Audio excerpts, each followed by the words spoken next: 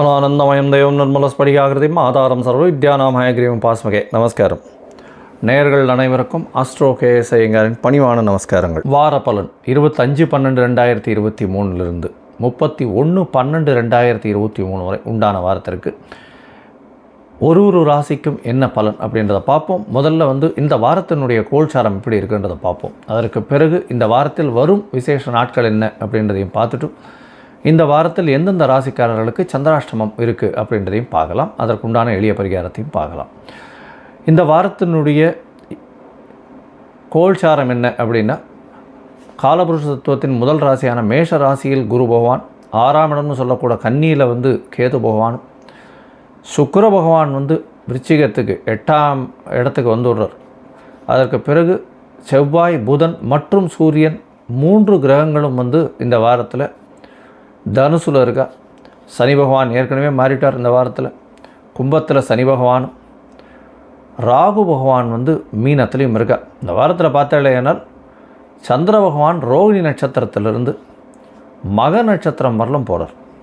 ரோகிணி நட்சத்திரம் ரிஷப ராசியிலையும் மக நட்சத்திரம் சிம்ம ராசியிலையும் வருது. அதனால் ரிஷபம், மிதுனம், கடகம், சிம்மம் இந்த 4 ராசியிலையும் போகிறார் இந்த வாரம். இந்த வாரத்தில் வரக்கூடிய விசேஷ நாட்கள் அப்படின்னு பார்த்தாலேயானால் இந்த வாரம் ஆரம்பிக்கும் பொழுதுலேருந்தே ரொம்பவும் விசேஷம். 26ஆம் தேதி பௌர்ணமி, மிகப்பெரிய ஏற்றம். பௌர்ணமி யோகம்ன்றதை பற்றி நிறைய விஷயம் சொல்லியிருக்கோம். பௌர்ணமி யோகத்தில் அரசன் வரக்கூடிய பிறப்பு இருக்கணும் அப்படின்னா பௌர்ணமி யோகம் அவளுக்கு இருக்கணுன்றதை சொல்கிறோம். இந்த பௌர்ணமி யோகத்தை பொறுத்தவரையிலும் பார்த்தாலேயானால் இந்த வாட்டி மிருகசீரிஷம் வருது. மிருகசீரிஷம் மிருத்யுஞ்சய ஜெயந்தின்னு சொல்லக்கூடியது. மார்க்கண்டேயனுடைய பிறந்தநாள். யமனை தன்னுடைய மரணத்தை எதிர்த்து யமனையே வென்ற சிவபெருமானின் மூலியமாக வென்றவர் மார்க்கண்டேயர். அதாவது தீர்காயுஷ்மான் பவன் 16 வயதிலிருந்து என்றும் 16 ஒரு விஷயத்தை ஆசீர்வாதத்தை வாங்கினவர். அதனால் மிருத்யுஞ்சய ஜெயந்தி அப்படின்றது பேர். மார்க்கண்டேய ஜெயந்தின்னு சொல்லுவாள். இந்த வாரத்தில் பார்த்தோம்னா 27ஆம் தேதி அன்றைக்கி திரு ஆதிரை.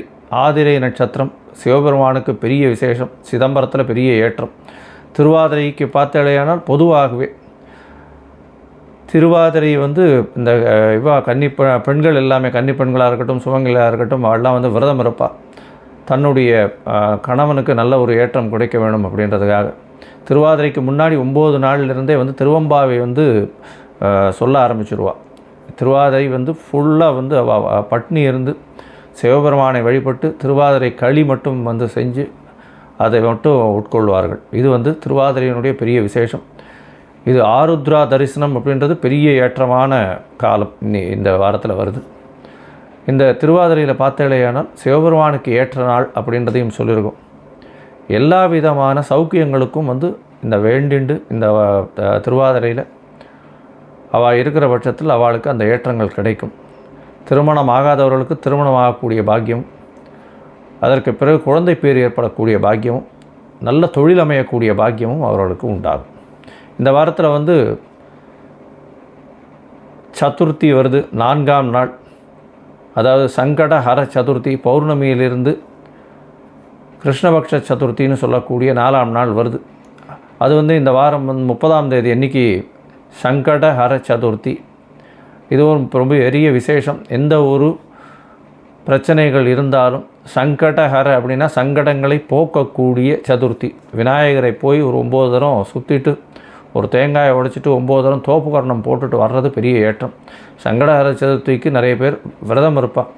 இந்த விரதத்தின் மூலியமாக தொழிலில் பெரிய மேன்மை ஏற்படும். அவளுக்கு எல்லா விதமான எதிர்ப்பொழியும் சமாளிக்கக்கூடிய அளவுக்கு பெரிய ஏற்றத்தை கொடுப்பார். இந்த வாரத்தில் பார்த்தாலேயானால் எந்தெந்த ராசிக்காரர்களுக்கு சந்திராஷ்டமம்னு பார்த்தோம்னா, சந்திராஷ்டமத்தை பொறுத்தவரைக்கும் துலாம், விருச்சிகம், தனுசு மற்றும் மகரம் இந்த 4 ராசிக்காரர்களுக்கு சந்திராஷ்டகம். சந்திராஷ்டமம்னா உங்களுடைய ராசிக்கு 8ஆம் இடத்துல சந்திர பகவான் மறையக்கூடிய காலத்தில் சந்திர பகவான் மனோகாரகன் மறைஞ்சதுனால தவறான முடிவுகள் எடுக்கக்கூடும். வெளியூர் வெளிமாநிலம் பிரயாணம் வேண்டாம், எந்த ஒரு புதிய டெசிஷன்ஸும் வேண்டாம்னு சொல்கிறோம்.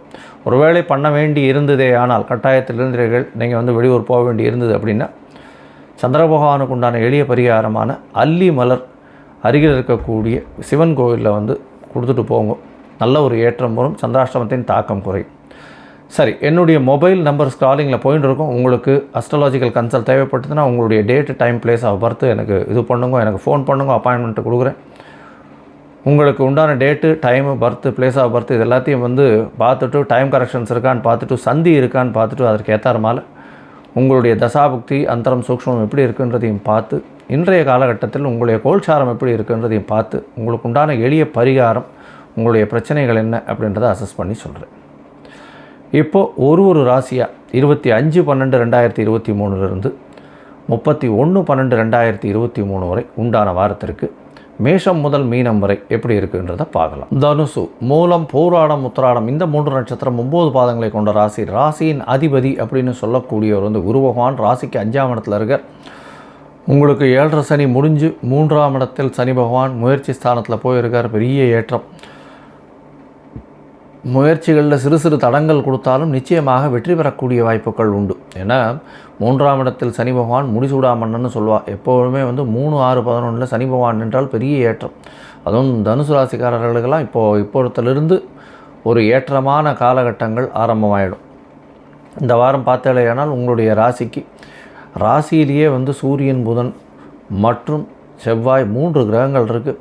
புதனும் அதாவது செவ்வாயும் குருவும் பரிவர்த்தனை யோகம் பெறுறது பெரிய ஏற்றம். ஏன்னா 1-5 பரிவர்த்தனை, திருமணமாய் ரொம்ப நாள் குழந்தை பிராப்தி இல்லாதவர்களுக்கு குழந்தை பிராப்தி இப்பொழுது ஏற்படக்கூடிய பாக்கியம் நிச்சயமாக உண்டு.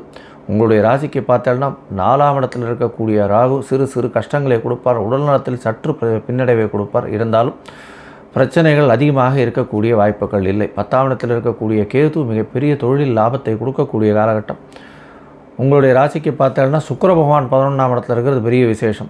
2வது கல்யாணத்துக்கு பார்த்து கொண்டிருக்கிறவர்களுக்கு கண்டிப்பாக 2வது திருமணம் நடைபெறக்கூடிய வாய்ப்புகள் உண்டு. தொழிலில் மிகப்பெரிய அபிவிருத்தி ஏற்படும். திடீர் பணவரவு வரும். மூத்த சகோதர சகோதரிகள் மூலியமாக நல்ல லாபம் வரக்கூடிய வாய்ப்புகள் உண்டு. வெளிநாடு போகக்கூடிய காலகட்டாயம் ஏற்படும். பேச்சில் கொஞ்சம் கவனமாக இருங்க. உடல் நலம் நல்லபடியாக முன்னேறக்கூடிய வாய்ப்பு உண்டு. இருந்தாலும் ராகு நாளில் இருக்கிறதுனால உங்களுடைய சுகங்கள் குறையக்கூடிய வாய்ப்புகள் நிச்சயமாக இருக்கும். இந்த வாரம் பார்த்தோம்னா உங்களுடைய ராசிக்கு 6ஆம் இடத்துல சந்திர பகவான் போகிறார். சந்திர பகவான் 6ஆம் இடத்தில் இருக்கும்பொழுது உங்களுடைய ராசிக்கு 12ஆம் இடத்துலேருந்து சுக்கிர பகவான் பார்க்குறது பெரிய விசேஷம். அதனால் வந்து 26ஆம் தேதி வரலாம் அங்கே இருக்கார். புதிய வேலை கிடைக்கக்கூடிய வாய்ப்புகள் உண்டு. புதிய கடன் வாங்கக்கூடிய வாய்ப்புகள் உண்டு. நிச்சயமாக கடன் எல்லாம் திருப்பி கொடுக்கக்கூடிய வாய்ப்புகளும் உண்டு. 26ஆம் தேதி காலை ஒரு 10-10:30 மணி வரலாம் இருக்கார். அதற்கு பிறகு அவர் உங்களுடைய ராசிக்கு 7ஆம் இடத்துக்கு போகிறார். சூரியனும் சந்திரனும் 180 பாகையில் இருக்கிறதுனால பௌர்ணமி யோகம் அமைகிறது. பௌர்ணமி யோகத்தின் மூலியமாக என்ன ஆகுது அப்படின்னா 8ஆம் அதிபதி 8க்கு 12 போது உடல் நலத்தில் நல்ல ஏற்றம் இருக்கும். வெளிநாடு, வெளியூர், வெளிமாநிலம் செல்லக்கூடிய வாய்ப்புகள் உண்டு. திடீர் பணவரவு வரும். ஷேர் மார்க்கெட் இந்த மாதிரியான விஷயங்களில். அது தவிர பால் சம்பந்தமான வியாபாரம், அது தவிர இந்த ப்ரொஃபஸராக இருக்கிறவங்களுக்கு இந்த அனலிட்டிக்கல் கெப்பாசிட்டி இருக்கக்கூடிய அரித்மெட்டிக் டியூஷன்ஸ் இந்த மாதிரியான இது பண்ணுறவாளுக்கெல்லாம் பெரிய ஏற்றம் கிடைக்கக்கூடிய காலகட்டம். கோல்ட் ஸ்மித் அவளுக்கு பெரிய ஏற்றமாக இருக்கக்கூடிய காலகட்டம். அதற்கு பிறகு இந்த ப்ரொஃபஸர்ஸ் இந்த பிஹெச்டி பேப்பர்ஸ் ப்ரெசென்ட் பண்ணுறவாளுக்கெல்லாம் நல்ல ஒரு ஏற்றமான காலமாக இருக்கிறது. உங்களுடைய ராசிக்கு பார்த்தோம்னா 8ஆம் இடத்துல சந்திர பகவான் போகிறார். அதாவது 28ஆம் தேதி மாலை ஒரு 6:30 மணியிலிருந்து 31ஆம் தேதி கார்த்தால வரலும் இருக்கார். இந்த காலகட்டத்தில் 31ஆம் தேதி வந்து கார்த்தால ஒரு 5:30 மணி வரலும் இருக்கார். இந்த காலகட்டத்தில் பார்த்தோம்னா சந்திராஷ்டம காலம். புதுசாக எதுவும் முயற்சி பண்ணாதீங்க. தேவையில்லாமல் யாருக்கும் வந்து ஜாமீன் கையெழுத்து போடுறது அந்த மாதிரியான விஷயங்கள் வச்சுக்காதீங்க. அது வந்து நல்லது கிடையாது. அது வந்து பிரச்சனையில் கொண்டு போய் முடியும். உங்களுடைய ராசிக்கு பார்த்தோம்னா 9ஆம் இடத்துல சந்திர பகவான் போகிறார். சந்திர பகவான் 9ஆம் இடத்துல போகும்போது குருவின் பார்வையில் இருக்கார். சூரியனோட வீட்டில் சந்திரன் இருக்கிறதும் குருவின் பார்வையில் சூரியன் இருக்கிறதும் சந்திரன் இருக்கிறதும் பெரிய ஏற்றத்தை கொடுக்கறது. எந்த ஒரு விஷயத்திலும் பார்த்தீங்கன்னா உங்களுக்கு வந்து ஒரு புதிய பதவி, புகழ், அந்தஸ்து, கௌரவம்லாம் வந்து சேரக்கூடிய காலகட்டமாக இருக்கும். ஒரு சின்ன ப்ரமோஷனாவது வரும்.